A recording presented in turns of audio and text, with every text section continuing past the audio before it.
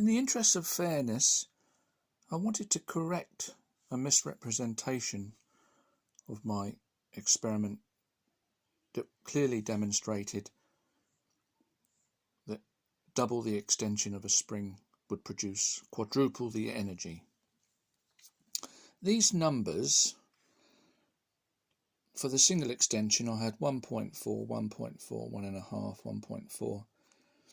The double extension, I had 4.25, 3.75, 3.75, 3.75, 4.25, and 4.5.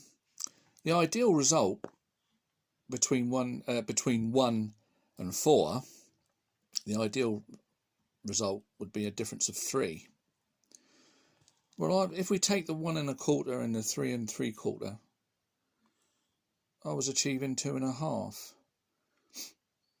The 2.5 is a lot better than an ambiguous halfway between 1 and 4, isn't it?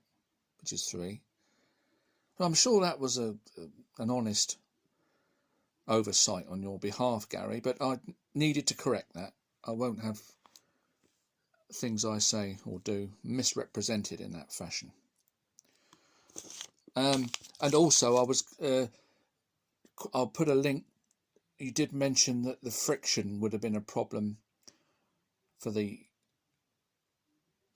double extension, being that the friction would have reduced as the wheel turned faster.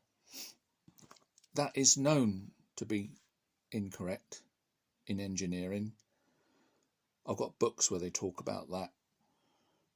And also, I've proved that incorrect with an experiment I did on the treadmill, demonstrating that as the speed is increased, the friction force stays the same. And I'll put a link to that for anybody that, of your viewers, who might be interested in seeing the truth.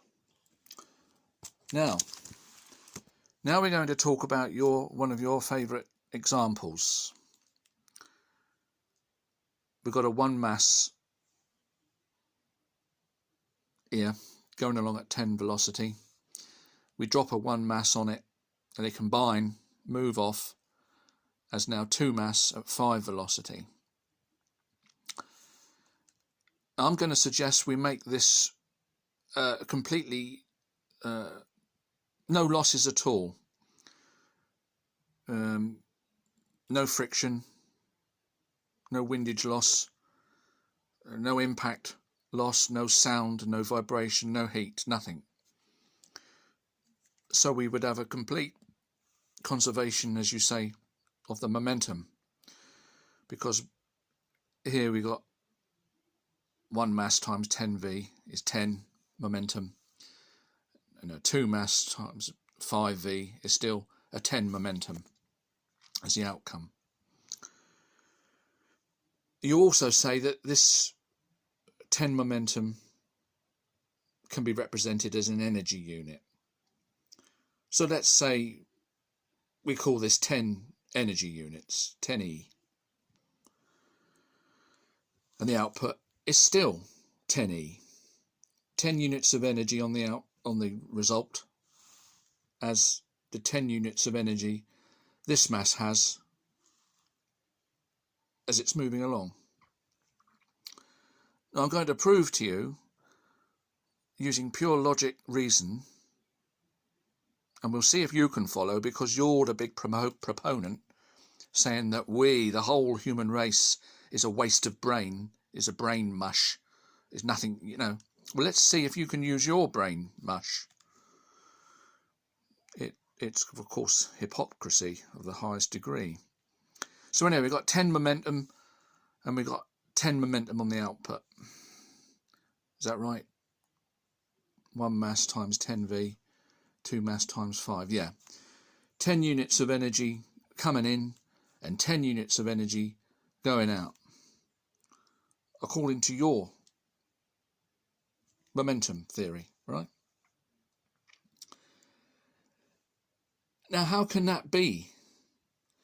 When this mass is dropped on and they combine, it's suddenly turning direction, isn't it?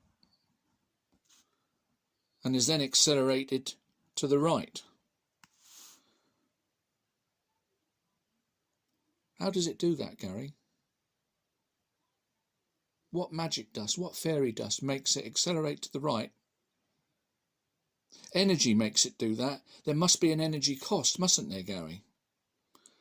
To move any mass takes energy. Right? So where's the energy come from, Gary? Because look, the outcome says we've got 10 units of energy, and 10 units of energy coming in, and 10 units of energy going out. Where's the energy come from to accelerate this mass to the right? Using your theory, the momentum's conserved. Where's the energy coming from? Where's it been lost to accelerate this mass? It hasn't, has it? It's been accelerated for free, according to your theory. The true physics, of course, has to explain where the energy's gone, and that's why the kinetic energy formula correctly tells you that the energy, half the energy or whatever, has been lost in accelerating this mass. The energy's now missing.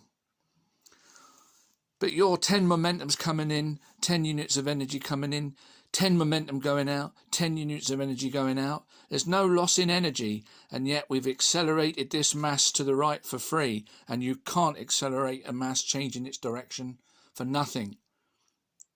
You must recognise that's magic thinking, and it destroys your argument completely. Now, have you got anything? Have you got anything to say, yes, I'm wrong? Please.